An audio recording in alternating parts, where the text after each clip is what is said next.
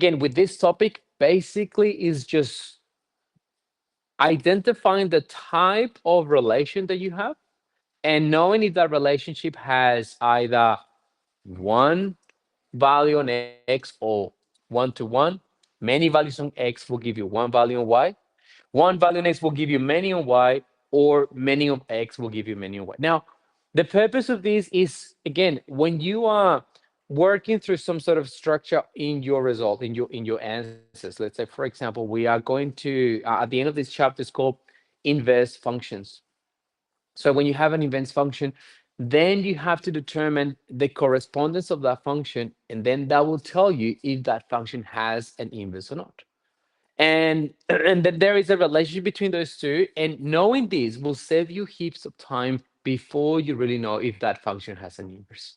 Um, it's super important as well because again, you will understand more about what you're doing. The graph that you have, it will give you already an idea. All right, this is a type of relation between two variables, and one of them is, or many of them will be a function or not. Now, this is basically the intro to really get into something called, again, function notation. So I'm going to just write that down because this is the next step of moving into, again, the year 11 content, how we're going to start writing down our like mathematical equations. So it's written in something called function notation. Good morning. Did you sign up? Can you please do that? Um, Now, function notation basically is just another way of writing the relationship between X and Y, but in a different mathematical language. So I want you to remember this. When I write down, let's say, for example, Y equals to X, what I'm saying that is that for every value of Y, yep, um, there is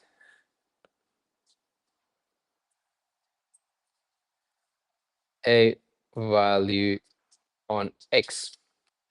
Now, the definition of Y equals to X, or like the meaning of it means that Y is a function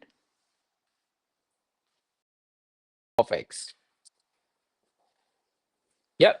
It means that any value that I give to X, I will have a corresponding value on Y.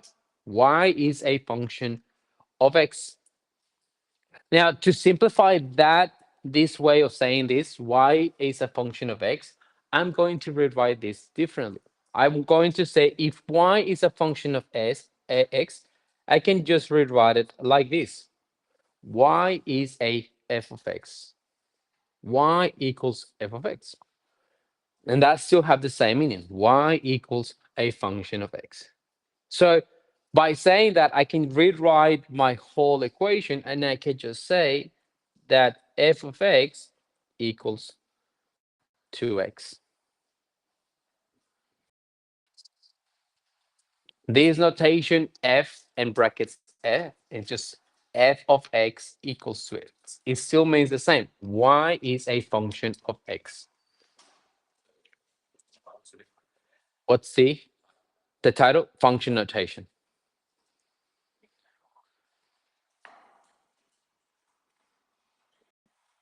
So I can now, from this point, start rewriting my functions differently. I can just say now, when instead of writing an equation of a quadratic, I can just write it down like this. X squared plus 2X plus 4. Let's say, for example, where again, Y is a function of X. My function quadratic can be written down as f of X equals X squared plus 2X plus 4. Again, and these two are, we know these, there are functions. Now, my first one is a linear function, and my second one is a quadratic function.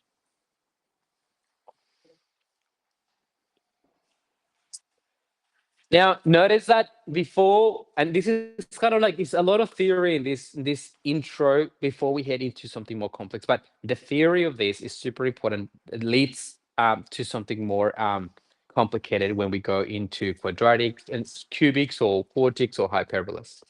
Now, remember when we have something like this, y equals 2x, and it was for us given a value of x to substitute in the equation and then find a value of y. So in order to say all that, we will say, so when x equals 1, what is the value of y?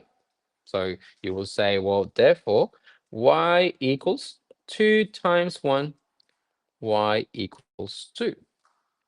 So that's how you would write it in the normal y equals 2x.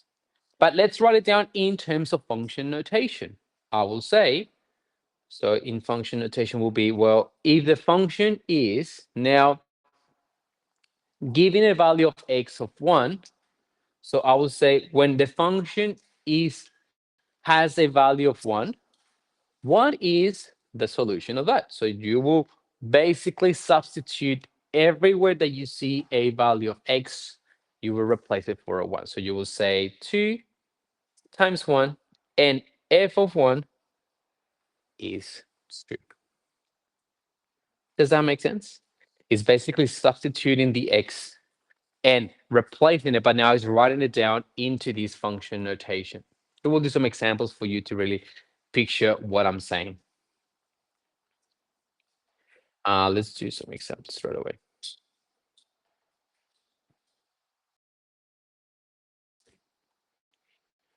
So, for example, let's say we have this f of x cubed minus 3, right? That is the example. Don't get caught up of what is the shape of the graph right now. This is just understanding, like, I'm telling you, this is a function, and the function is given by this notation. This is the function x cubed minus 3. Now, to give you a little bit of context, that is a cubic function. Is similar with translation. It has a translation of 3 down. And this just basically is just the shape. But regardless of that, they say this. Find the value of the function when is 1. What is f of 1? What is f of 6? Find when is 3 times the function 2 times um, a. What is the function of a function b?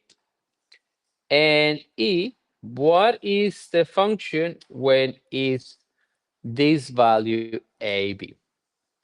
Now, what I'm trying to say here, and I don't want you to just get caught up with the language, but only know that anything that is inside this bracket is you are going to substitute it in your equation.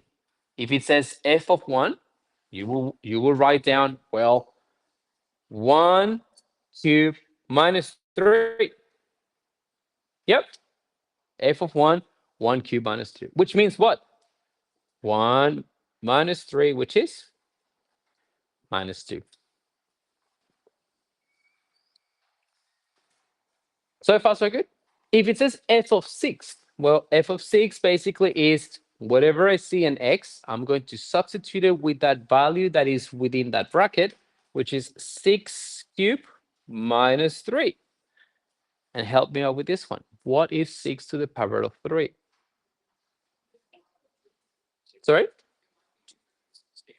216 minus 3. What is it? So it's 6 to the 6 times 6 times 6, 36 times 6, 216 minus 3 is? Yep. Now, for the next one, gets a little bit more tricky because they are giving me now a letter. Now, I don't have a definition, a defined value of f of a. So let's do the next one. It says 3 times the function when it's define for a value of x that is 2a. How do we solve this? Well, let's substitute it. Let's substitute the function when it's 2a. Um, I might just do a change here because it will get too complex. I might just, for this section, I'm going to give you another function here. This is one example. And I'm just going to turn this into a 2. All right, just to simplify, because then we get caught up with solving that cubic.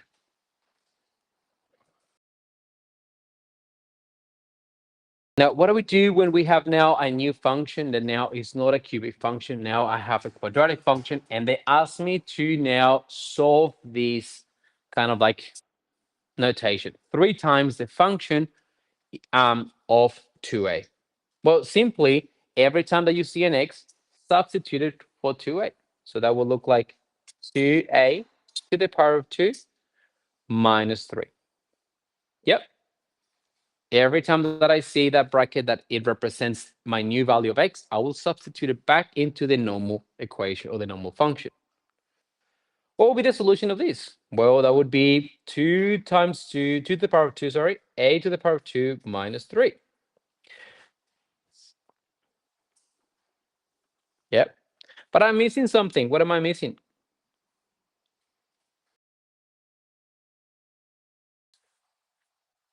3, because it's 3 times the function.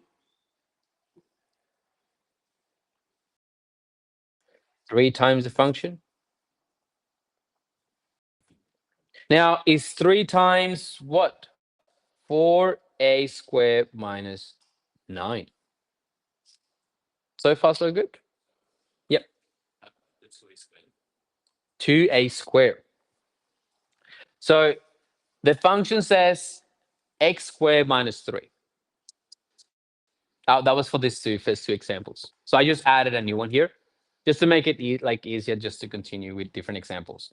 X squared minus 3. Now, every time that I see an x, I'm going to substitute it with this 2a. I need to remember that it's a 3 multiplying the whole function. So 3 times 2a squared minus 3, and then it starts solving basically what you have. Then at the end, I will have 12a squared. Oh, sorry. Minus 9. And that will be if we continue to solve it, right? But I'm just going through into the point of just getting up to this solution. Yep.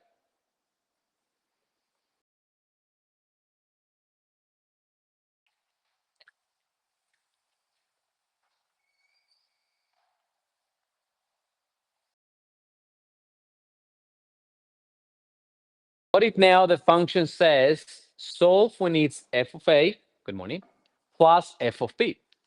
Now, very similar. Every time that you see an x, substitute it for a. Every time that you see an x, substitute it for b. So you will start f of a. So that would be, so start with f of a, which would be what? A squared minus 3 plus b squared minus 3. Can you see it? These are two functions, but they have different value for x, a and b. And try to solve that. Bring like terms together and then solve it. A squared plus b squared. And minus 3 is minus 6.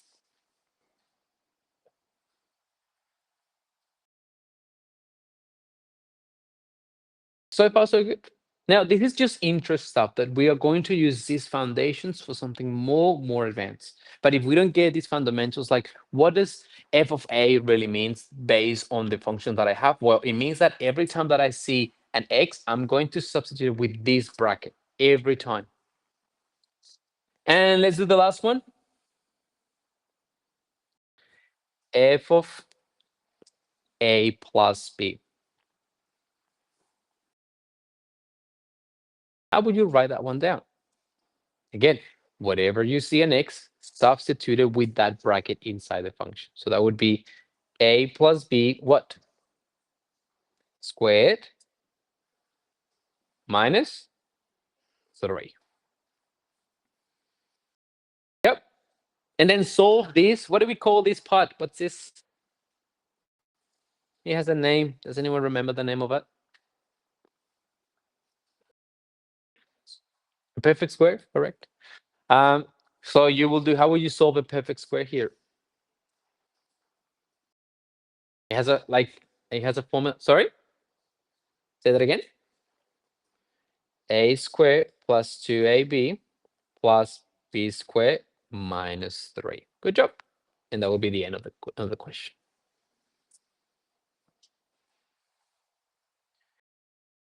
Do you guys want to do more questions on this? Yep. All right.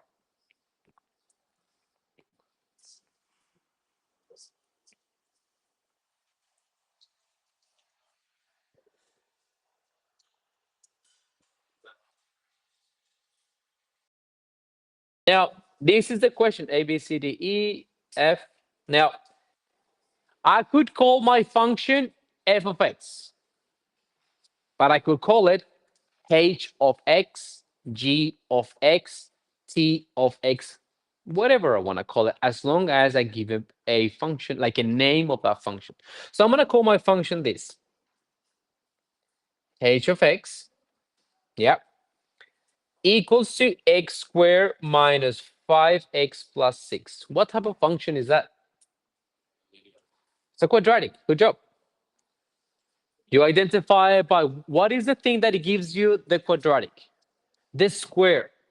The highest power, it's straight away the one is like, it's a quadratic, right? Now, they say, what is the value of x?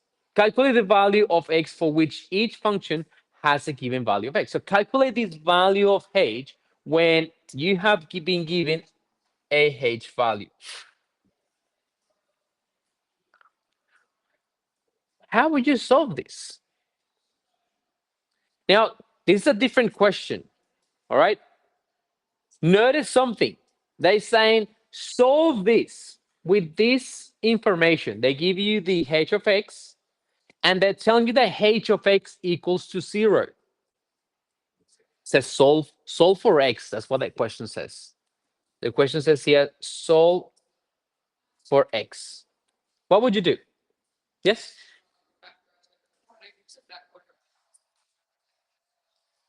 Well, before you do that, guys, pay attention to this part. Now, look what it says here, and I want you to pay attention because the question is giving you something. H of x is what?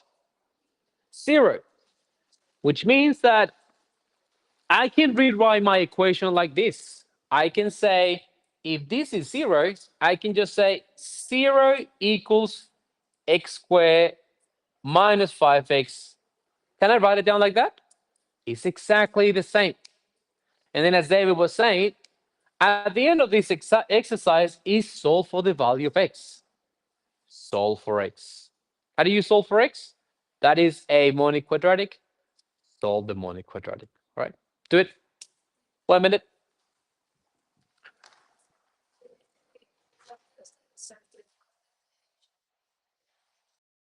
Because this bit is the same thing. So I'm like, well, if that means this, well, 0 equals to all that.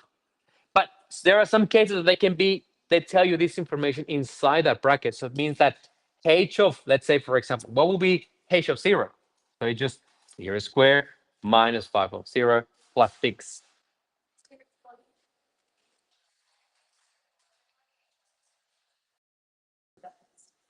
5 equals, good job. That's right. It's kind of like they're telling you this scenario is like, if h of x equals something, just go back to the original and substitute it and solve. And I said to you, solve for x. So now here would be 0 x squared minus 5x plus 6. It's a simple quadratic. How do we solve this quadratic? Monique, what's the theory behind this? What do we do? Which is finding multiply what numbers multiply 6 and also add up to minus 5, which is x minus 2 x plus 3. And because the question is saying, oh, sorry, minus, because the question is saying solve for x, you have to be x equals 2, x equals 3. Yep, that's one type of question. Now, go back a little bit. I'm going to just ask you different things from this. If I say this in the same question, h of x, if I say, what is h of 0? What is the solution? Sorry? What is it? It's 6. H equals 0 is anything that you see in x, replace it with a 0. 0 squared, which is 6. Now, pay attention. If this is my quadratic, what does this result mean in my graph? What does the h of 0 equals 6 represent in my graph? The what? The what? No, the y-intercept. This is the same if I say x equals 0. Yeah? So this is another language. Every time that you see h of 0, it's talking about the y-intercept because technically you are substituting in your equation every x value to 0 to give you the point on what. Yep. This? No, this is a point. So this is a coordinate point. This is saying x equals 0, h equals 6. Does that make sense? I mean, this is not called y, it's called h. So my h axis technically. What does this statement mean? What is this, guys? In my graph. What? No. This h equals 0. H of x equals 0. What is that in my quadratic? That is the x-intercepts.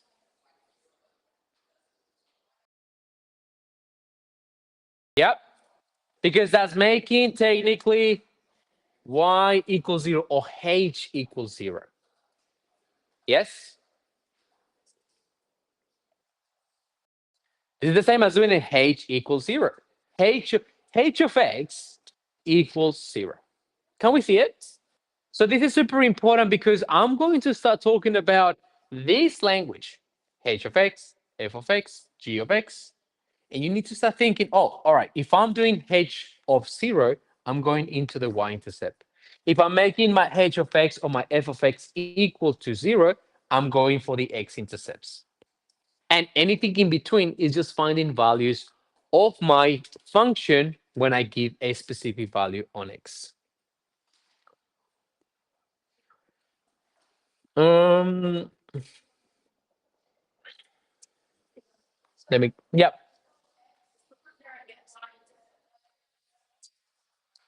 Oh, let me just call it h.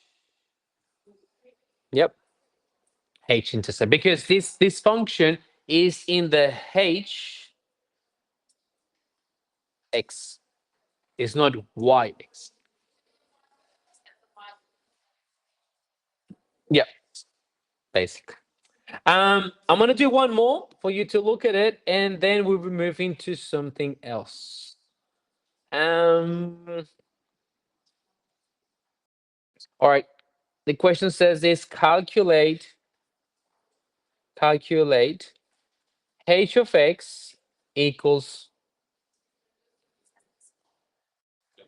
Oh no, wait.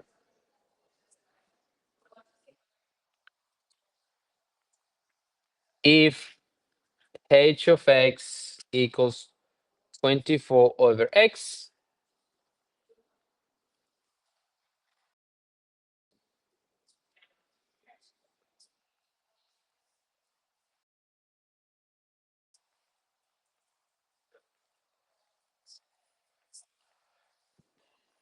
because this is going to lead us to the next example. Can you calculate that, please?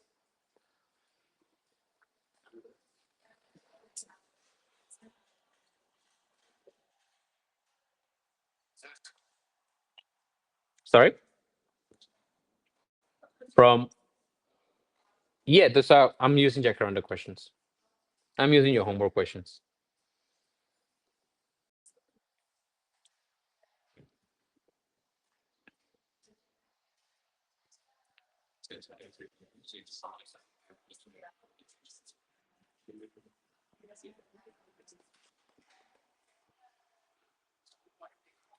What's the first one? H of negative 6. Sorry? It's negative 4. How is that possible?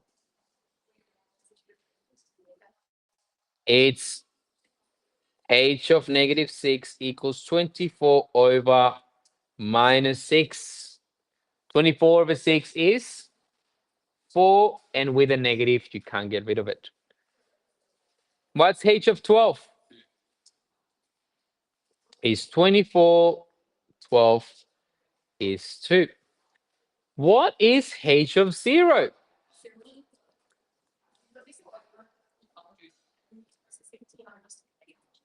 That is the definition. Can you do it in your calculator? Can you do 12 divided by 0 or 24 divided by 0? I'm going to explain it.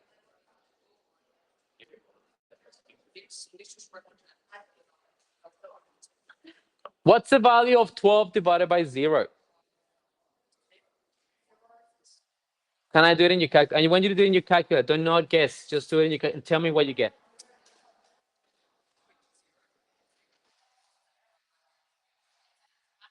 Math error.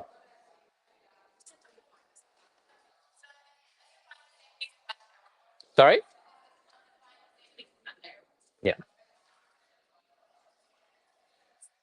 Now pay attention.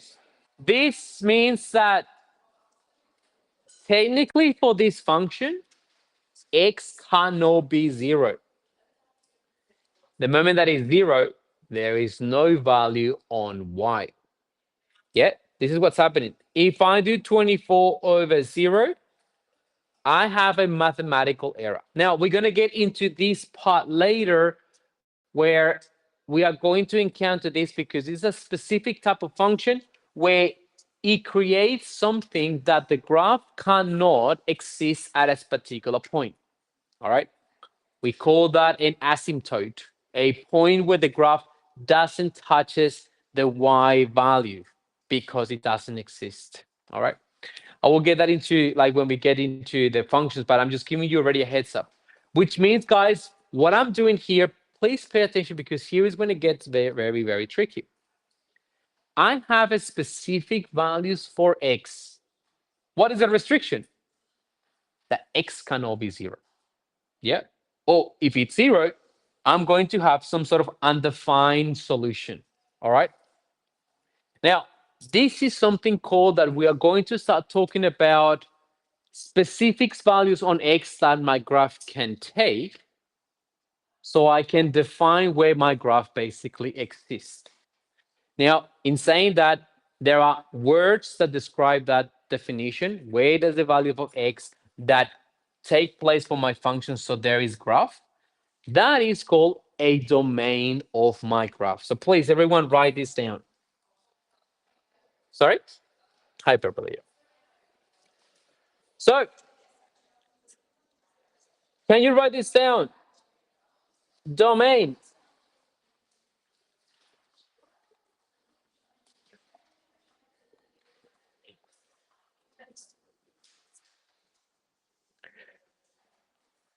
Now, the definition of the word domain basically means is the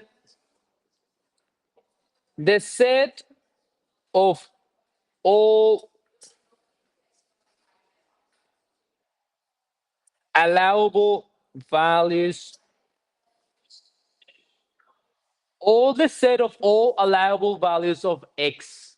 What are the values of x that my graph has where exists? Right? We're going to do simple examples to define the domain. Now, Think about it. This is my X. This is my Y, right? I'm going to give you a simple example with a linear equation, right? Now, these are the values on X. All of those on this orange line. Yep. What are the possible values of X of this linear function? What do you think? Like pretend that it goes to the infinity. All of them. Are there any restrictions in this function? No. It's a continuation, right? So when I look at values of X, or when I look at the domain, I'm looking at what are the values of X that my graph can take where exists a graph, right? Every time that I put a value of X on my function, I should have a value exist like corresponding to a graph, right? We call that domain. All the values on X. So I'm gonna just put it like it's not very true, but basically is every value of X that my graph can take. But there is another one for Y as well. Because for every value of X exists a value of Y. So in that vertical like axis, so in that Y value, there is also a corresponding value as well that exists. So we call this one is a set, again, of Y values produced by the function. The moment that you have defined a value of X, you will have a value of Y. But for example, in here, can I produce a value on Y on the H axis? In this example, can I produce a value of H? Yes or no? No. So I cannot define this part. There's no range on this part. So again, the range only exists when the Y values are produced by the function. What does that mean? So if I have a value of 2, let's say, for example, here, and it produces a value on Y, that is part of the range of that graph. And I will explain in a second. Now, when you look at the range, you're only looking at values on Y. What are the values on Y that the graph actually are produced by the equation, right? And we call these ones the range. We're going to do examples very simple at the start for us to really like grasp this idea because again, at the start is not very clear. Yep. Uh, I'm going to probably not open book, but I will give you the calculator for this one. Yeah, I mean, you have the calculator. Yeah, the normal one. We only use that one. Yeah, class.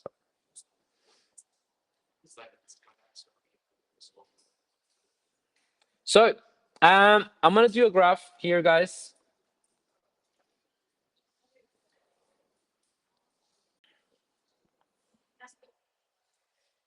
And stay with me with this one, please. Let's say my graph is this.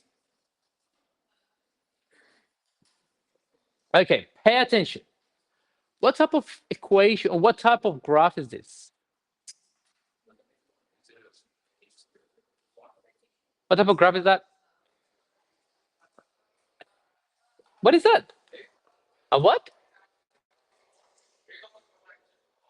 What type of graph is this? It's a parabola. Why are you overcomplicating it? It's a parabola. You guys overcomplicated parabola. Yep. Now, think about the parabola. You always have to write down every time that you have a graph, you have to write down the domain of the graph and the range of the graph. So, the domain of this parabola, regardless of the equation, like just by looking at the graph, what is the domain? Now, I'm going to help you with this. Please pay attention. Every value on X. Now my question to you, every time that I put a value on X, am I gonna have a graph? Yes or no? So this is a value, let's say this point here, right? If I if I extend the line, if I find a value, if I have a point here, let's say minus, I don't know what point is this, -5, let's say. Do I have a graph at that point on Y? Yes. Where is it? Somewhere around here. Yes. How about at this point? Let's say -2. Do I have a graph here? Where is it? It's down. How about this point? Let's say 0.5. Do I have graph? Yes. How about at this point here? 2. Now, what if the graph is, I don't know, somewhere around here? Do I have a graph? Yes or no? Yes. Now, this arrows means that this is going to extend to the infinity, and not just because I don't have the accurate like extension, it doesn't mean that it's not point on X. So it means that any value on my X actually is producing a value of Y. So another way to say this, you could say all the values of X. But let's go to a mathematical notation. X, does anyone remember this line, this E? What does that mean? Belongs. E belongs to or is part of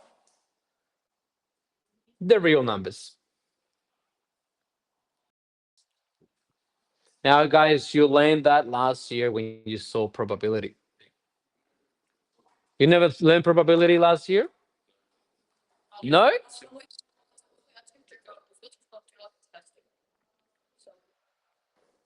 Well, okay, so that letter here just means belongs to. X belongs to R. R means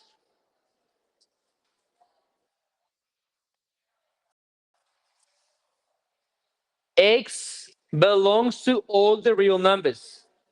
What are the real numbers? All the numbers in the spectrum of mathematics, from negatives to positive, from decimals to thirds, from fractions to whole numbers. That's what real numbers are. Yes, David. Sorry? To a negative? -1. No, wait, I haven't actually gone to that part of the range. Just wait, because for the range you need something else. Now, you don't know this point here. Now, this point here, I'm going to -3. Now, on the range, I look at where my graph exists. Where does it exist? Now, when you look at the range, you're looking at only the Y values. So you look at values on the Y. Give me, no matter how you say it, tell me, where do you see graph on the Y values? Yes, Ashwin. For every graph that you do. From now on, every graph that you do, you have to write down the domain and the range. Now, I'm going to help you with this. Let's say, for example, here's -4. Are there any graph in -4? Yes? Yes? No. How about in -3.5? No. Is there a graph in -3? Yes. From that point, there is a graph. How about in -2? Yes. So -2, there is a point here, right? How about in -1? -1? Yes or no? Yes. How about in 0? Yes. Where we have graph in 0 because in 0, we got x-intercepts. How about in 1? How about in 2? So notice that every time that I'm moving on the y-axis or the y values, there is graph on my graph. So there is a representation of a graph based on the equation. So to represent the range of this, you will say no longer the x, you will say the y values. But the y values from which point? From where? From -3 onwards, right? So you can write this down like that. You will agree? Do you know what that means? What this means? So any value of y that is more than or equal to -3, because in -3 there's also graph and is also more than -3. Does that make sense? Let's do another one.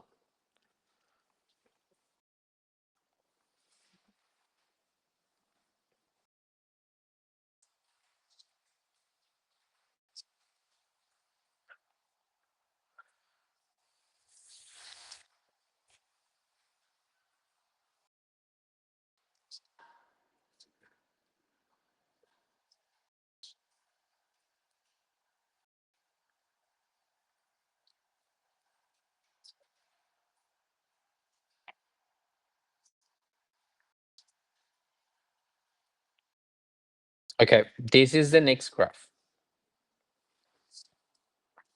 You have a graph that is restricted, right? You've got this notation here. You know what that means, right? It's included, which means that there is no graph beyond the 2. There is no graph beyond the -1. There is no graph beyond the -3. There is no graph beyond the +3. What is your domain and your range on this linear equation? Because remember, when we look at the original, like a normal linear equation, technically the domain of this is all the real numbers. And the range is all the real numbers as well. Any real number. Now, this is the notation of real numbers. Is an R with another line, or just an R. Now, look at the graph that you have. It's another linear equation, but it's restricted with specific information based on the graph. What's the information? Where is the domain here? Can anyone tell me the domain? When I'm saying the domain, values on X that are allowed based on the graph. What are they? Where do you see graph? Correct, -1 to 2. But here, because it's an interval, how would you write that down? Because also there is these full circles, which means something too. Sorry? It's closed. So how do we write down a closed circle? A square bracket. You remember that? Yes. So it's from -1 to 2. What does that closed bracket mean? Sorry? It's no, say it, say it, say it. Not just that. It's included. It means that the -1, it also belongs to the graph, right? I want to give you another example when it's not included. What is my range here? Sorry? Correct. Good job. Because do you see any graph below -3? Do you see graph above +3? No. So, but I am missing something else. What am I missing? Brackets up. The square brackets. Because again, the points are included. I want to show you one. I want to show you one. Any questions so far about the domain and the range? Right? You can have a domain, and this is a normal graph with no restrictions, but because the graph doesn't exist below the -3, I need to be clear in my range. Where is my range here? The range of the graph exists from -3 up. The domain is any value that the x can take where exists a value on y. Let's do another one. Now, in this topic, I'm going very, very slow because I know that it is not easy to grasp from the start.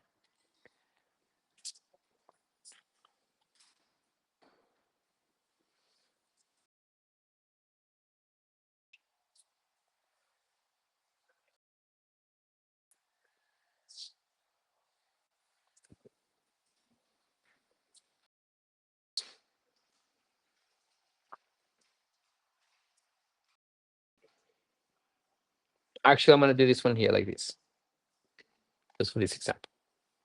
Um,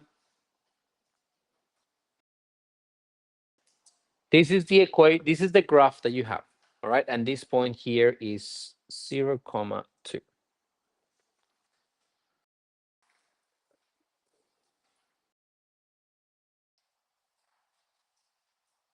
Domain,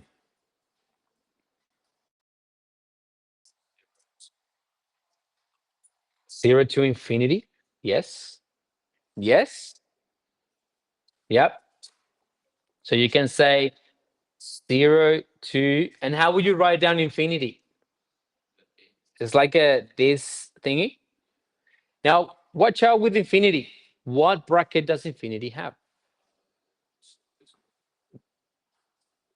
The normal bracket. Yeah, because you can't define where infinity stops. So it's from 0 to infinity. I'm going to show you another way to write this down because you need to know different ways. Yep. From 0, any value on 0. Does that make sense? That's how you can do it. So at this point here is 0. So anything from that point, you look at it on the x. I know it's tricky to see it from the first one. So any value on x, and look at this. If I keep adding values on x from the positive side, I will have graph because it's an arrow. Are there values here? If I give -1, do I have a graph? No. So I need to be very clear where is it. There is another way that you can write this down, and please also get used to this language. I can say that domain is also any value of x that belongs to, right? That belongs to what? No, no, no, no. You can't bring y here.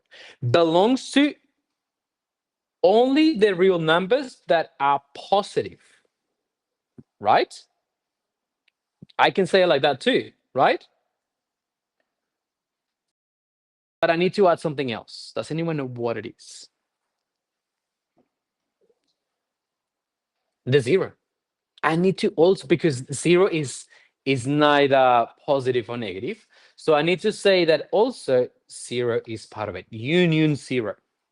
Now this U means union. Union. All right. With addition with 0. These three methods are valid. These two you will encounter. Right? It's important that you also remember this, the brackets, depending on the graph. Now, let's go without our range. What is my range? From where do you see graph? Say that again. Anything less than or equal to 2. So how would you write that down?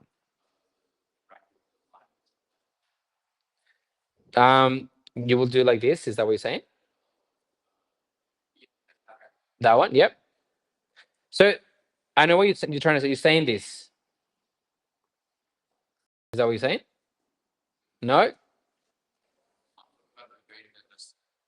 Or the greater than less than. So you will say y values less than equal to 2. Yep. You can write it down like that. And that's still correct. There's another way to write it down. Yes. How will you write it down with the brackets? I will write it down in the other one. How would you write it down with the brackets?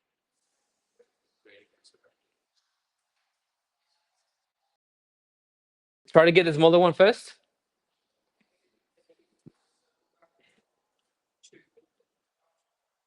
And then 2 with the square bracket.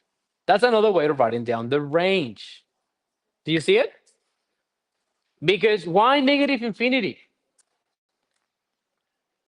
Why negative infinity? Because look at this.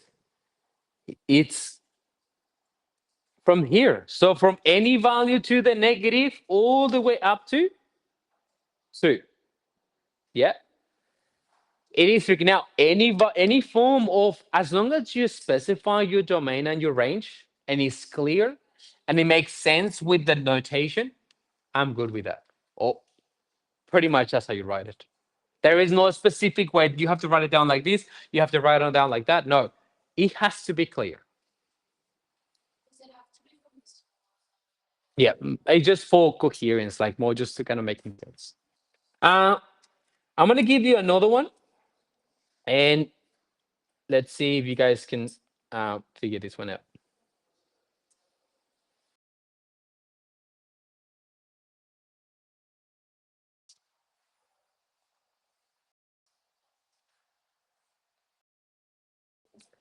There you go. Tell me the domain and the range of this graph. It's a circle.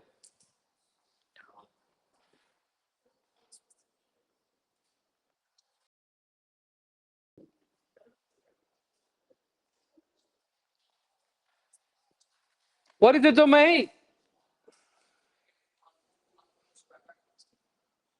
You can do it like that. Negative one, one. Yep. What's another way to writing this down? Think about another way to write it down.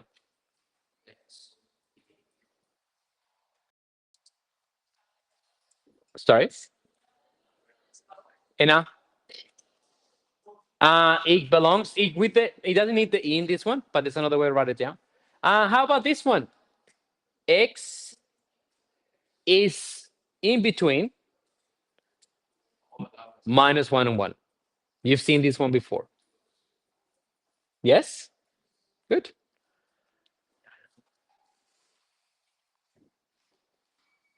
How about the range? How would you write down the range?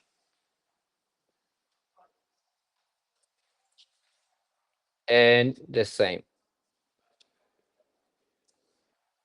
but with the y. Now I'm going to show you a graph that you have not seen before, probably. And this graph has something that you will be like, how is that even possible? Well, it's just the behavior of the graph.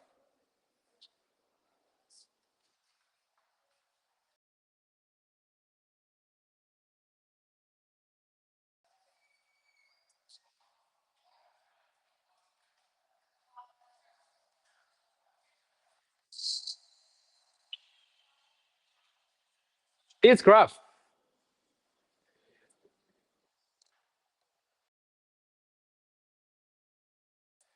Now, this graph has something very interesting. Please pay attention. Guys, pay attention, pay attention. This graph has a restriction on its own. Not given by anything, it's just the graph on its own. What can you see? The graph is not touching the y-axis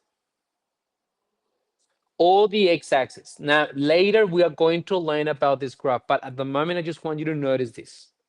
Now, notice that I didn't touch the x-axis. Now, I put a line, means that the tendency on the graph, as this graph is approaching zero, is approaching to infinity. Can you see that? On this side, as approaches to the zero on the y, tends to get closer to the zero, right? And similarly on this side. Now, there is an exclusion on this graph. What is it? It means like that you cannot have values on. Correct.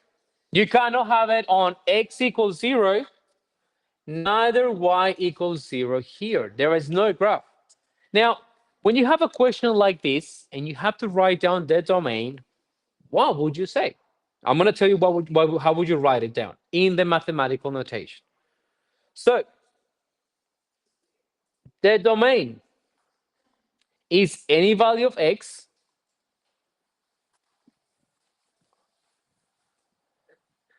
right? That belongs to the real numbers, right? Because notice, I have values on the positive side, I have values on the negative side, but which one is my exclusion? The zero. And the way you write it down, excluding, is an inverted, what's it called? Slash, and telling which one is. So these inverted slash mean excluding that, excluding something, or except of zero. Actually, the word is actually except of. Except. So it's any real number except of 0. What will be the range?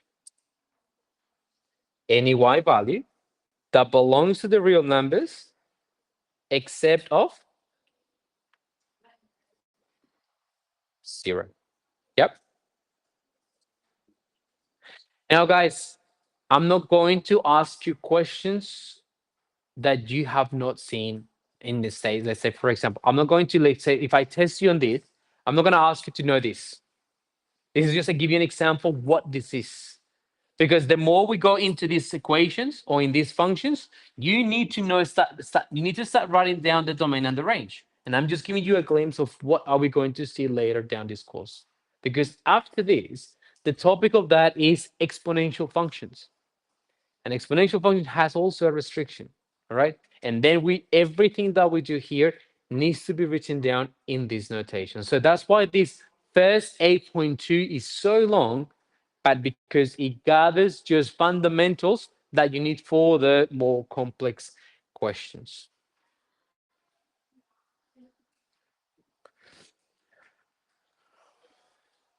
So far, so good? 9:50. Cool. Guys, let's have a 5-minute brain break, and then we'll continue.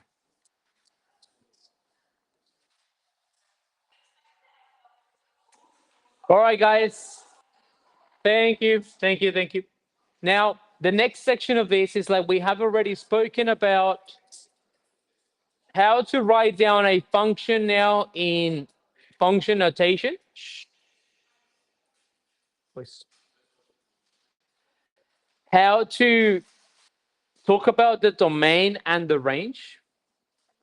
And then what we're going to do is like now notice that there is a behavior of my graph. Now notice this. As I approach certain values on x, I will have a tendency on my y. If I approach from the left side on my values on x, I will have a value on my y. So what we're going to do now is talking about the behavior of the graph. What does the graph actually do? And you need to describe it as well. So the title of the next section is basically behavior of a function.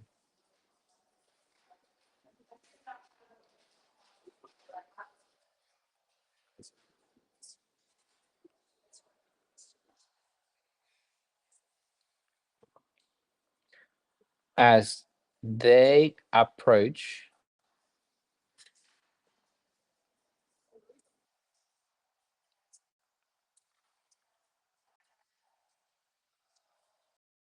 extreme values. What does that mean? So as I go to the like infinity, basically, extreme values.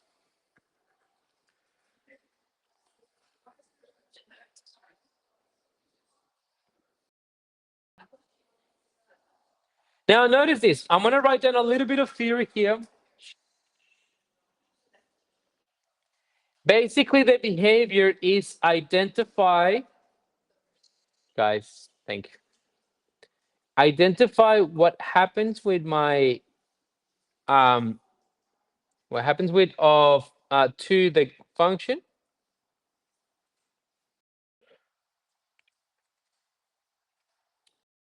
when you are giving values of on x and y. All right. That you can have different behaviors. You can have that when x approaches a very small number,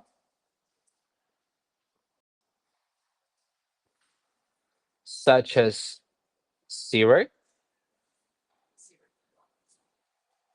When x approaches a very small number, such as 0, the notation of this would be like this. X, this means that x, the tendency of x is approaching 0. X tends to get closer to 0. The next notation is when x approaches a very large value. For example, x, what will be a very large value? An infinite number, right? And the last one is when x approaches a very small value. How would you write that down? Yep. Now, we need to know this. We need to write it down like that. In the next questions, what you're going to help me out is finding what is the behavior of the graph as x approaches 0, a very large number, and a very, very small number. So, example, y equals x squared. What type of function is that? A quadratic, right? We know a quadratic. Now, let's start by determine what happens with the graph. Let's start by defining when x tends to the infinity. What happens with the graph when my x value approaches the infinity? All right. How do I know that? How do I determine that? Well, give this a very large number. So I'm going to say, now I'm going to rewrite it again. F of x equals x squared. And I'm going to give it a very large number. Which number do you want? Oh, guys, you're too kind. Let's do 1,000,000. There you go.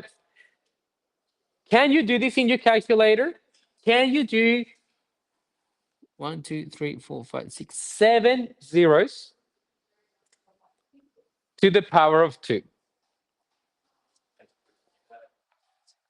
Yep. Can you do it in your calculator, please? Tell me what is the value of that. Do it in your calculator. It's going to give you something crazy. Sorry? Perfect. That is, what is it? Oh, what is that? 10 to the power of 14. It's like, it's a large number. Now, that means that is 14 zeros to the right. So what's happening here, guys? What's happening with the x? Guys, this is how you write it down. As x approaches to the infinity,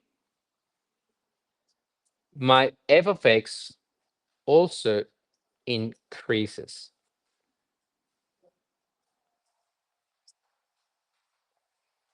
Do you see that?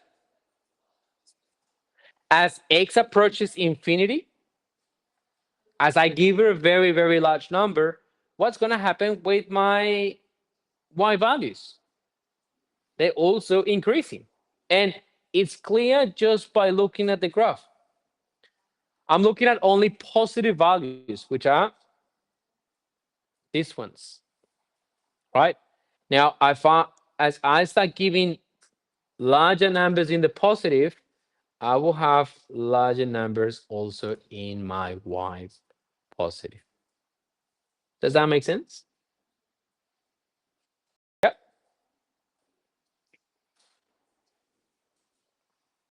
And you can do exactly the same with lower numbers. Now, what happens with x tends to negative infinity?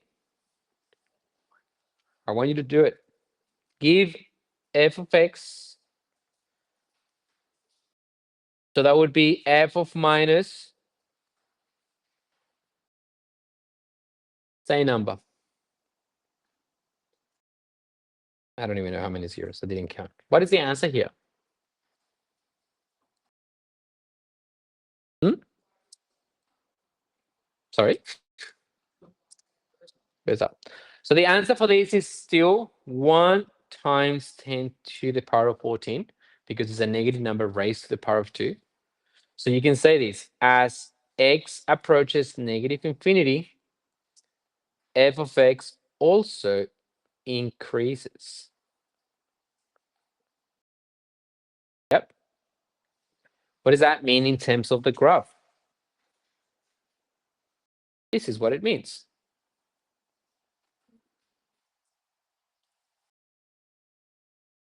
Is that making sense? I'm just kind of like trying to now go a little bit outside of solving problems and solving the equation. Hello? Thank you. I'm trying to now understand what's happening with the values that I'm giving, because this is what you need to start doing when you do graphs. Like understanding the behavior of your graph, not just doing and solving. Like when you put a number, you should expect a result on your graph. If you're given a very large number, I should expect an increase or a decrease, right? Now, let's bring this a little bit further with graphs that you have not seen, but we can probably do it in a calculator. Can you please get your calculators out? We are going to do this graph, f of x, 1x plus 1, in your calculators. Now, how would you write down f of x equals 1 over x plus 1? Remember, f of x is the same as y, so this is the same as y equals 1 over x plus 1. So let's do it together. Get your calculators out. I'm going to do it with you.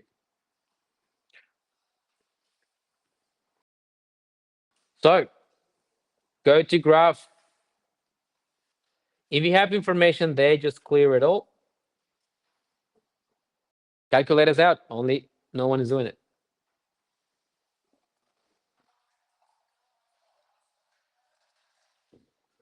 So just pay attention, because by the time it's just very quick. You need to have your calculator with you guys. How would you write this down? So it's when you have this part, it's exactly as y equals. So it's 1 over x. So keyboard, the fraction 1 over x. And what is it? Plus 1. Yep. Tick that. And then click on this icon that looks like a parabola. Now, if you can't see your graph, just click on zoom and hit initialize. Right? Now, here we have also some sort of restrictions, right? What's happening here?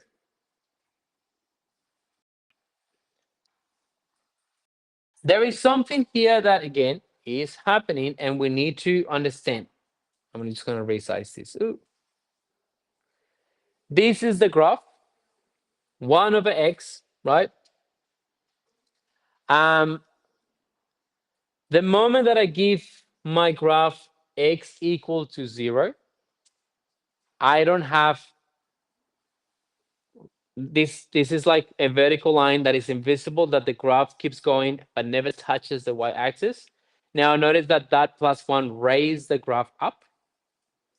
Now again, there is an invisible line that we will learn later that again doesn't touches the x-axis. Now I want you to pay attention to this part. What happens as I increase the x value? What can you see from the graph? So as I'm here, wait, I'm gonna do it here. Please look at this. I'm here, and I'm going to start increasing my x value. I'm going to go to the positive. What's happening with my f of x? Sorry? Towards what? And in other words, is f of x is what? Increasing or decreasing? It's decreasing, right?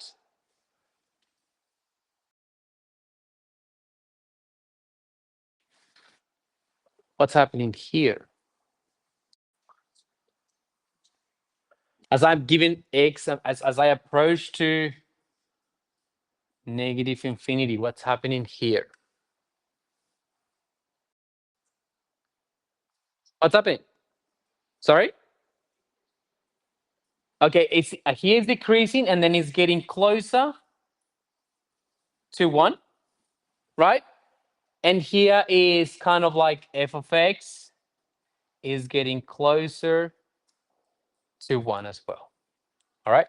Kind of, it has a tendency to get closer to a point. Like, again, you haven't seen this part, but I'm telling you, there is a point here where the graph doesn't touch.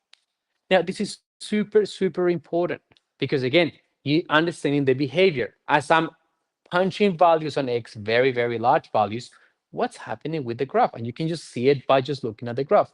I'm not getting to zero, I'm decreasing and I'm getting closer to this one value that it will never touch us, right? Here, well, it can only increase up to the value of one, but it gets closer to one, but it will never touch as one. Okay. Now, this is something that for you just to only to analyze graphs. And in your test, you might have a questions like, tell me the behavior of the graph that you see, regardless if if you know the graph or not. And I will give you the information that you need. I will say there is a line that the graph doesn't touches that line. So what's happening with the graph? What do you see when the graph is actually going around that part on the X and the Y values? Now, I want you to do it in your calculator, right? Because this is one way doing it with the graph, but there is another way doing it with the calculator. So I want you to do f of 10,000. Tell me the value of f of 10,000.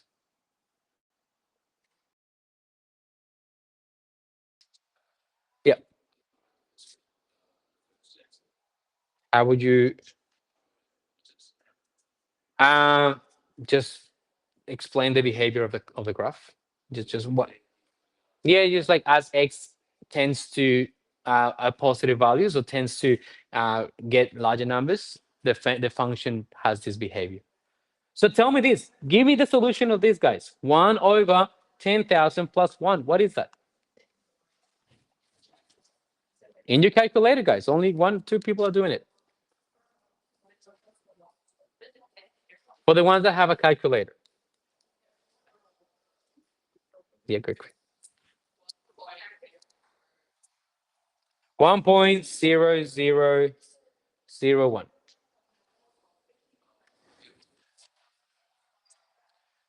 1 over 1,000 plus 1.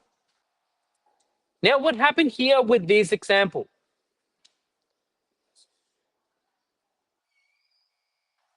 As x tends to the infinity, f of x is tending to what? Is approaching what? It's approaching 1, right? It's getting closer and closer to 1. Yes? Like it's not going to touch 1. It's going to be 1.000001. Never touches 1. It will get closer and closer. Like you don't know that because you don't know that type of function yet, but I'm just giving you that idea that when it's like that sort of like behavior that is not crossing, it means that there is something called a restriction. The word for that is called asymptote. The graph gets closer and closer, but will never touch it. So it is the tendency that is getting closer and closer to 1. Later. Yeah, definitely. That's what we're going to do after this. After we go exponential functions. And I believe after that is cubic, quartics, and then I will bring hyperbolas and truncus.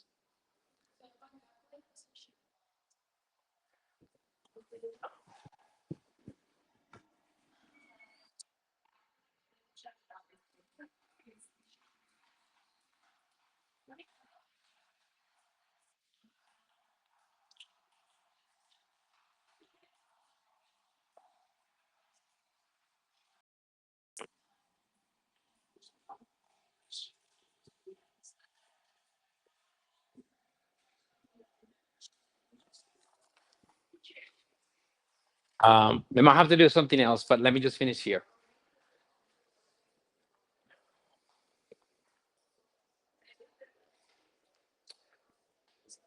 Any questions so far about this tendency of the graph? All right, you can do it with anything. Now, I'm just showing you the most complex one that you might encounter, but basically this part is just only describing the behavior of the graph, talking about what's happening as I give values of x, what am I expecting to see on the y values? Any questions so far about this stuff? Now, again, the only way that you kind of like comprehend this well is after this practice. Like, trust me, this lesson is not going to give you everything, not until you really explore every question. And I'm actually punching questions from the Jacaranda that are challenging from the homework questions. Now, you need to now go yourself and revisit, because this is just and this is the thing. With this course, from here, method, and if you're planning to take spec, you cannot expect to get all understanding on the day. You need to go back home, hear me out, guys, and read and study and dedicate time for this, because this is not simple on the first go. This is not clear on the second go. It's clear after you repeat it a couple of times and really rewatch, redo things. You're like, all right, now I'm getting it. Like, I had to do that for myself. There were some things that on this topic that I had no idea, and it didn't click on the first one. It clicked maybe on the fifth time. And it's your job to really take that initiative. But if you just only saying like, I don't get it, I'm not going to start it, and I'm just going to leave it and then blame someone just because it's not working, that is not a good enough attitude. You are in advanced maths, which means that you must study this on your own. In your own time. You have YouTube, ChatGPT, like your resource. What else do you want? This teaching here, like, I'm not perfect. I'm trying to give you all that, like the simplicity of things.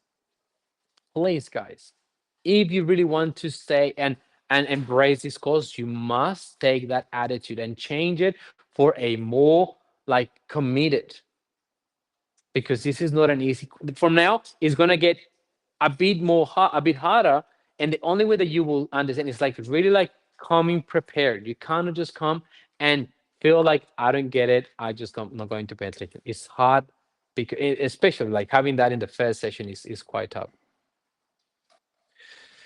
I'm gonna finish with this part because in behaviors of the graph, I can have combinations of functions together. So I can have intersected functions, and I can just talk about the intersected points of those functions. So I'm going to just finish with the points of intersection.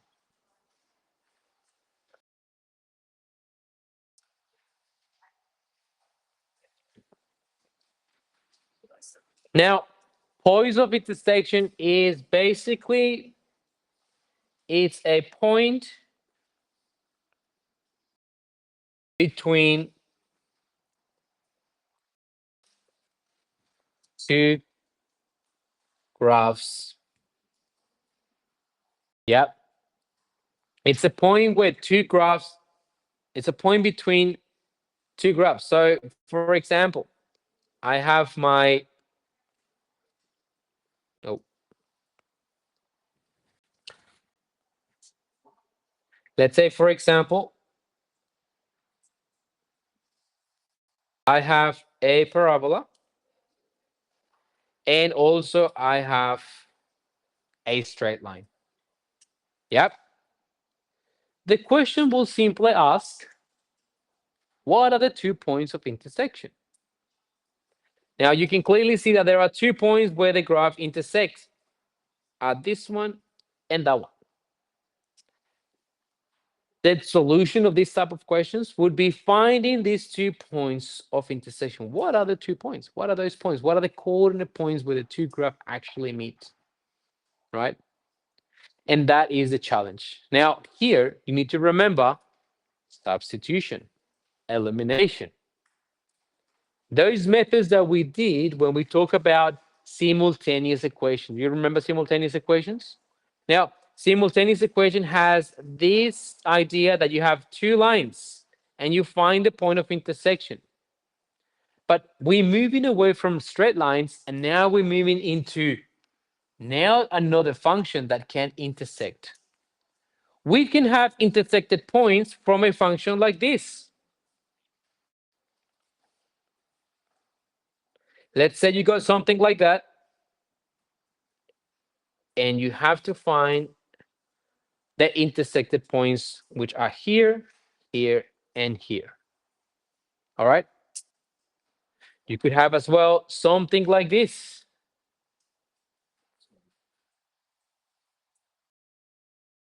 And you need to find down these points of intersection. Your algebra needs to be at a very high standard for you to solve this because you are going to use simultaneous equations. You are going to bring what you learn in algebra, elimination, substitution, right? And all of that needs to be done by hand. All right. Even though you have the calculator in your test, you need to demonstrate every step. Every step. How did you get the answer? Only giving me the answer is giving you very, very low mark. It's not giving you the full mark, right? When you get into methods, there are three outcomes: concepts, applications, and technology. So technology means your calculator, concepts mean like you know what you're doing, and application means like extracting the information from what the question is about. So you need to have a combination of all those three outcomes in the area of mathematics. Now, that is regardless if you do general mathematics or math methods, you need to have all those three line up.